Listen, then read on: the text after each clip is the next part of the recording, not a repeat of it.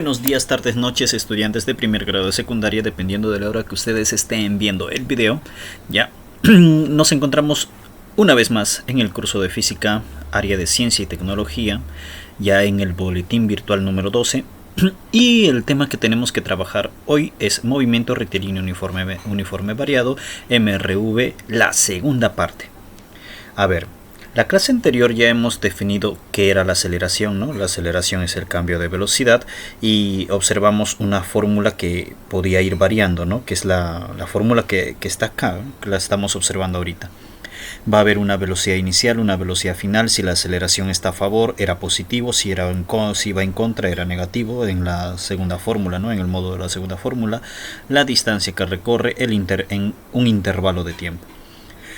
En el capítulo anterior vimos el concepto de aceleración y la definimos como la variación de la velocidad en la unidad de tiempo. ¿Correcto? Entonces la aceleración va a ser igual a la velocidad final menos la velocidad inicial dividido entre el tiempo. Esa es la fórmula que hemos utilizado la semana pasada, ¿verdad? Dice, ahora veamos otras ecuaciones, o sea, otras fórmulas que nos permiten calcular todos los parámetros del movimiento rectilíneo uniformemente variado. O sea que el día de hoy vamos a trabajar puras formulitas. Primero, ecuaciones del MRU. Si no tenemos la distancia, ¿ya? Si no tenemos la distancia, nosotros podemos utilizar esta fórmula. Velocidad final es igual a velocidad inicial más menos aceleración por el tiempo. Porque esta fórmula no utiliza distancia. Si no tenemos aceleración, podemos utilizar esta fórmula. La distancia es igual a la velocidad inicial más la velocidad final dividido entre 2 y todo esto multiplicado por el tiempo. ¿Correcto? Porque aquí no aparece aceleración. ¿Te das cuenta? Si no tenemos tiempo, utilizamos esta fórmula. Velocidad final elevado al cuadrado es igual a la velocidad inicial elevado al cuadrado más menos el doble de la aceleración por la distancia. Porque aquí no aparece para nada el tiempo. Ya, el tiempo. Luego tenemos, dice, si no tenemos velocidad final, ¿qué vamos a utilizar? Acá se metió un 10 a la octava cuando es la flechita. Y acaba la flechita. ¿Ya? Si no tenemos velocidad final, utilizamos esta cuarta fórmula, que es donde dice la distancia es igual a la velocidad inicial por el tiempo más menos un medio multiplicado por la aceleración y por el tiempo elevado al cuadrado.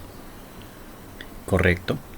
Y una quinta fórmula, que dice la distancia recorrida en el enésimo segundo. ¿Qué quiere decir enésimo segundo? O sea, un segundo cualquiera, pues, ¿no? ¿Ya? Un segundo n, donde n te representa cualquier número de segundo. O sea, yo quiero en el quinto segundo, profesor. Claro, entonces ya no dirías enésimo, sino quinto. Yo quiero en el noveno segundo, profesor. Ya no sería enésimo, sino sería noveno. O sea, este término enésimo significa, bueno, el orden del segundo en que tú quieres conocer esa distancia. ¿Ya? Por ejemplo, si observamos un móvil recorrer durante 20 segundos con MRV y yo quiero saber la distancia que recorrió únicamente en el segundo número 8. ¿Ya? Entonces acá sería la distancia recorrida en el octavo segundo. ¿Correcto? ¿Ya?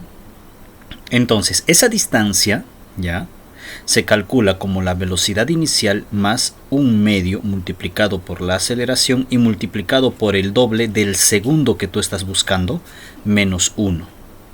¿Correcto? ¿Ya? Observación. Ya sabemos esto, ¿verdad? Se utiliza positivo si el movimiento es acelerado y se usa negativo si el movimiento es retardado. ¿Ya? O sea, cuando la rapidez aumenta es acelerado y cuando la rapidez disminuye es retardado. Eso ya lo sabemos muy bien. Luego tenemos lo siguiente, donde v sub 0 es la rapidez inicial, v sub f es la rapidez final, t es el tiempo, a es el módulo de la aceleración, d es la distancia, dn es la distancia recorrida en el enésimo segundo. ¿Ya? ¿No? Todo esto ya lo hemos analizado, ya lo hemos visto. Números de Galileo, esto es bien interesante, miren. Dice, Galileo Galilei estableció que si todo cuerpo que parte desde el reposo con aceleración constante tendrá la característica de correr en tiempos iguales, distancias proporcionales a los números 1, 3, 5, 7, o sea, a los números impares. A estos números se les conoce como números de Galileo. O sea, que si parte del reposo en el primer tramo va a recorrer n. ¿Correcto? ¿Ya? Como si fuese 1. ¿Ya? Ahora, digamos que recorre 10 Entonces acá sería 10, en el siguiente tramo va a ser 10 por 3, 30, en el siguiente tramo 10 por 5, 50, en el siguiente tramo 10 por 7, 70. Correcto, o sea, va a ir como si fuesen los números impares, múltiplos de los números impares. Si en el primer segundo recorrió 4, acá sería 4 por 3, 12, acá sería 4 por 5, 20, acá sería 4 por 7, 28 y así sucesivamente. Correcto, ya. Si en el primer tramo recorrió, digamos, ya 5 metros, aquí en el segundo tramo recorrerá 15 metros, ¿verdad? 5 por 3, 15. En el siguiente tramo recorrerá 5 por 5, 25 metros. En el siguiente tramo, 35 metros. En el siguiente tramo, 45 metros, 9 por 5, ¿verdad? ¿Ya? Y así sucesivamente. O sea, múltiplos, las distancias recorridas en los segundos, no sucesivos, van a ser múltiplos de los números impares. ¿Ya? Luego tenemos el tiempo de encuentro. Dos móviles separados por una distancia d parten del reposo simultáneamente al mismo tiempo y se mueven a la misma dirección y en sentidos opuestos y van uno al encuentro del otro, pero con aceleración. ¿Correcto? Existe acá una fórmula o ecuación para poder calcular ese tiempo de encuentro. El tiempo de encuentro va a ser igual a la raíz cuadrada de una fracción, donde el numerador va a ser el doble de la distancia y el denominador va a ser la suma de las aceleraciones.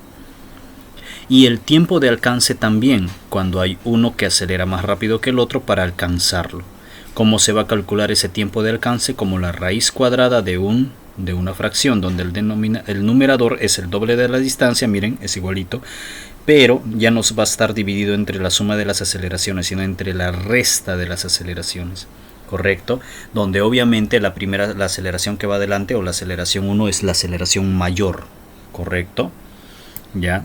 Igualito nuestro sistema de unidades y aquí ya para empezar a desarrollar los ejercicios, ya, y eso en el siguiente video.